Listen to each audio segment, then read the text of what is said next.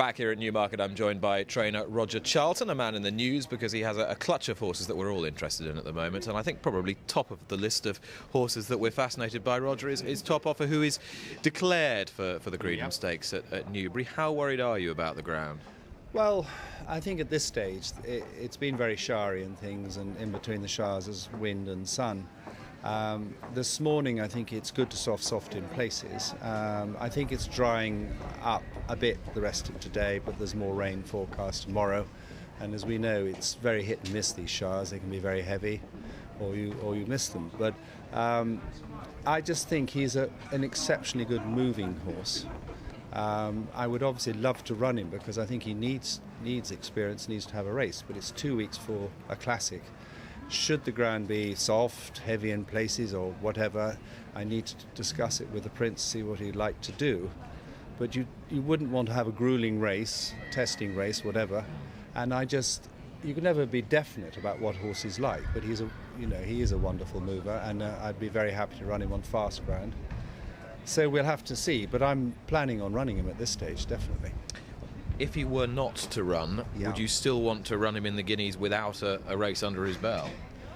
I think we'd see what happens in these trials and things, and yeah, probably. I don't know. See what the owner says, but he's third favourite at the moment, or maybe second favourite. I don't know. Maybe it's too short, but seems to have been apparent all winter, and maybe a bit on reflection of last year's 2-year-olds, that you wonder where the depth is in some of these races.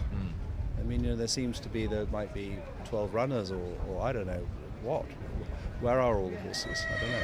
So, what else are we going to run in? So we might as well have a go, I should think. But I'd hope to run him in the Guineas. When you've been asking yourself that question, have you come up with any answers? No, not really. I can't think where have you got any gone. theories? No, I don't know. I don't know where the horses have gone, but it seems that there aren't that many potential contenders. We don't know whether Camelot's going to run, for example. We don't know whether Most Improved is going to run. We don't know whether Top Offer's going to run. And then you're sort of thinking, well, what's next? I don't know. A couple of Irish, I don't know. Would the good horses please stand up and be counted? Stand up and be counted. It's very nice, I think, on a positive note, to have a horse that we think is a good horse. I think it should be remembered that he's only run once, and that was back in August. I think he's had a good preparation.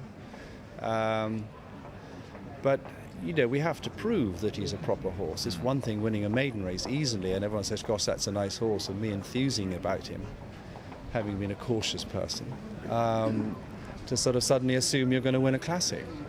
See. You've got a really interesting runner today at the other end of the experience spectrum. Genki, last year's Avenant winner, comes back. Do you think he'll have the pace to run at that he likes? Possibly not. I mean, I think with a lot of these sprinters, you get in those big competitive handicaps. They go too fast, with too many horses thrusting from the front, and they stop and walk a bit in the last furlong. And that suits some of these horses coming through the field. Today it's not numerically not very strong. Hopefully one that might make the running. It could be a bit messy.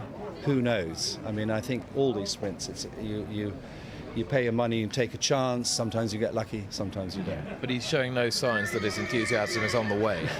He's the most extraordinary horse. He's nearly sort of human. You could nearly go to bed with him.